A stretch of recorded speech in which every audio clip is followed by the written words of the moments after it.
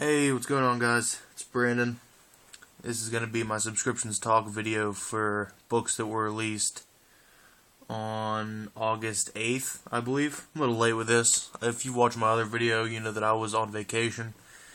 And I am way behind on watching other people's videos, which I'm going to try to get caught up on. But I think everything else will be on schedule from here on out. At the end of this week, this Friday, I'll have my other subscriptions video up. And hopefully I'll get a kind of a review in there somewhere, a rant video, but just hop right into the subscriptions. Making an appearance here at least favorite of the week, as it's been every time it's come out, is Deathstroke. And, I mean, I don't know what it is. It wasn't a bad book, but I think I'm just sick of Lobo. I think I might be sick of Layfield at this point, too. It just, I don't know. It's not bad. I get this and I don't want to read it, but then when I read it, it's not a bad story. I like Deathstroke as a character, and I feel like it's a decent book. But it was just my least favorite of the week. Deathstroke kills Lobo. Thank God. Lobo's gone. But then it's discovered at the end of the issue that there's a female Lobo, Sheba. I don't know if she was around before, if she's new. I mean, like I said, I'm not that familiar with Deathstroke's backstory, although I guess there isn't a backstory, because, you know, obviously New 52, but I don't know. Deathstroke number 12, not really much more to say about that. I'm not dropping it at this point, but if it doesn't pick up, I'm getting the 0 issue, and if it doesn't pick up after the 0 issue, I'll probably end up dropping it. Daredevil Annual, number 1. Not a bad book, really weird, though. I mean, annuals, the Marvel annuals are always weird because they never coincide with anything. Clandestine's back in this. Clandestine. I mean, I have a few of the older 90s books of theirs. Not sure if I ever read them. This book was really weird from the beginning. And I was just wondering what was going on. And then Doctor Strange showed up, and then it explained it. Because any book Doctor Strange is in is weird as hell. I mean, it wasn't a bad book, but it wasn't, you know, anywhere near the best. It's an annual, though, so I feel annuals have more opportunity to tell a longer story, so they usually tend to be better than if this story they try to shrink this story down to a normal size issue, it probably wouldn't be as good. But it wasn't a bad issue. I mean, I just hope this doesn't mean like the glorious comeback of the whole clandestine family, because I'm not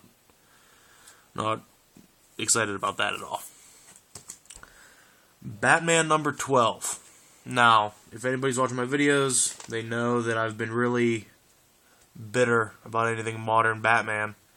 But I'm going to be honest, I was a little excited when I got this because I was hoping for the best, and it wasn't a bad story. But then again, it might have not been a bad story because Batman wasn't really in it. It wasn't about Batman.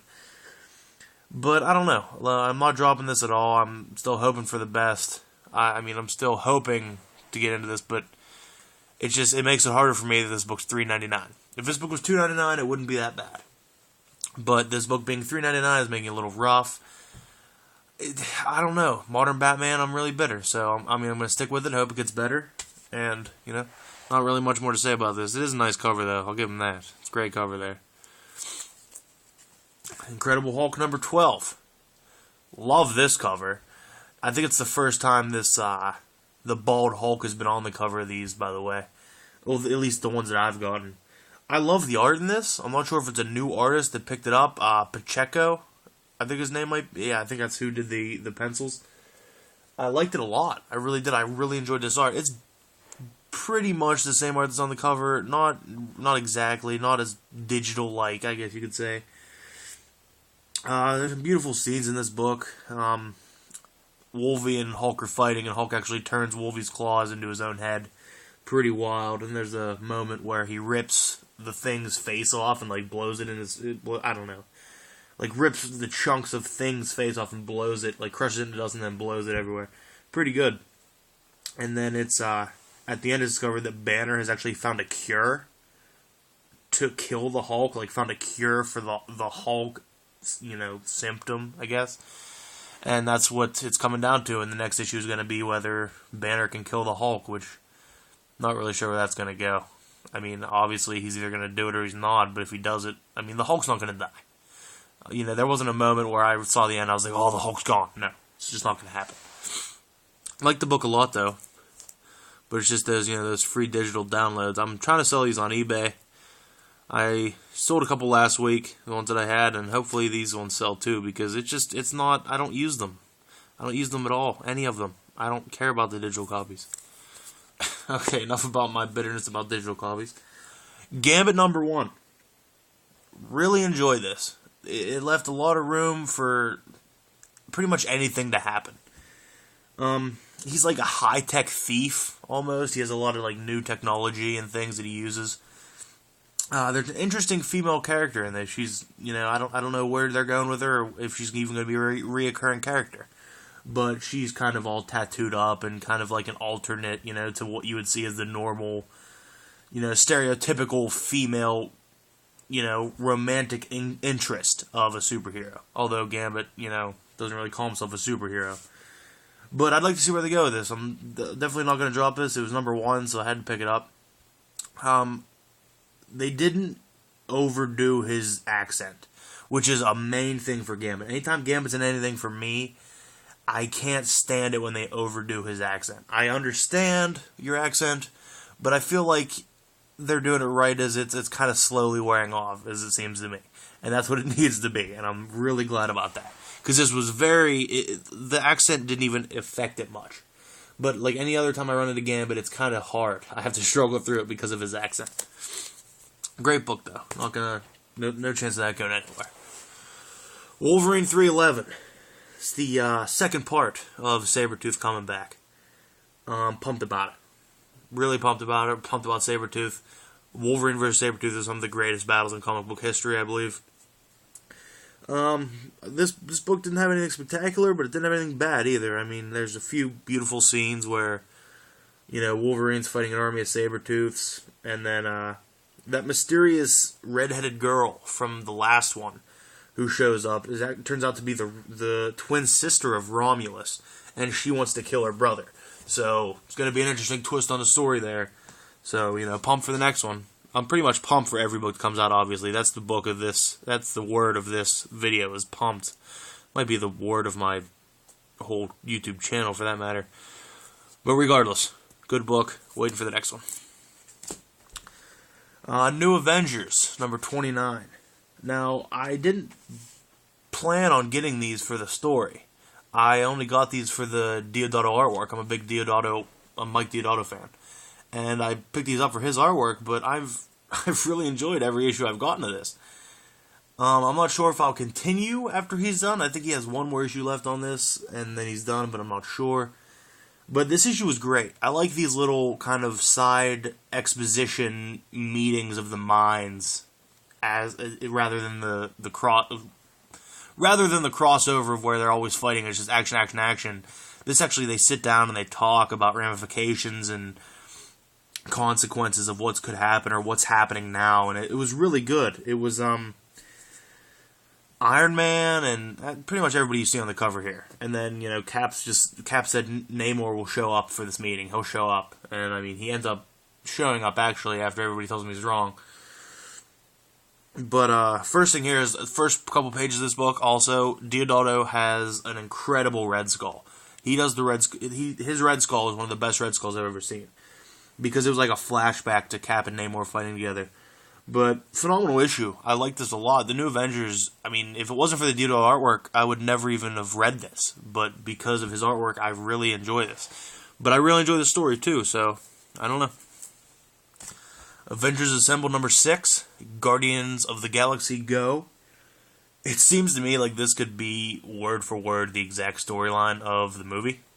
Because, I mean, that's just what it seemed like. All the Avengers were acting how they would in the movie. They're really making the Guardians of the Galaxy seem likable to everybody. Rocket Raccoon has a few jabs here and there, which make me laugh. There's a great scene where they kind of fool the aliens by sending Bruce Banner out in the Iron Man armor, and then he kind of explodes into the Hulk. It was, you know, kind of the Trojan horse deal. And it's kind of weird going from reading The Incredible Hulk, where Bruce and you know, the Hulk are fighting so much, to this, where Bruce and the Hulk kind of work together. But, you know, you just got to separate them, think of them different ways. And how can you beat a book that has Thanos in it? It's really rough. I mean, he was only on it for like 3 pages, but it was still worth it. This would have been the pick of the week if it wasn't for, as predicted, the pick of the week, Deadpool Kills the Marvel Universe #2. Loved this book. This whole series will be incredible, because the first 2 blew my mind already. Opens with Deadpool fighting Spidey. Fighting Spider-Man, and, you know, Spider-Man actually gets the best of him for a minute, Deadpool falls, but then he just blows his head off. It's come to known that Deadpool has already killed Tigra and Black Panther and Iron Fist, and I just wish I would have seen Deadpool kill the Black Panther. Because, I mean, if you watch any of my videos, I'm not a Black Panther fan, and I might elaborate that on a rant video sometime of why I'm not. Because it's nothing personal against him. He's not a bad character. There's just reasons behind it. And he proceeds to kill most of the Avengers, if not all. He uses Pym particles to enlarge Thor's hammer as it's going back to him to crush Thor. Wonderful scene. This book is mind-blowing. Recommend this to everybody because it's just such a different take on the Marvel Universe as a whole. The final few pages, it has like the leftover loved ones. They gather all their valuables because they want to hire Taskmaster to kill Deadpool.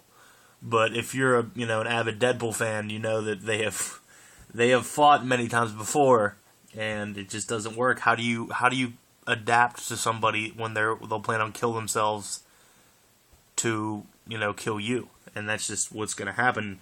Is Deadpool's going to basically kill himself, and then he's going to kill the Taskmaster. So, I mean, still excited for the battle though. They have wonderful battles, and this book is just phenomenal.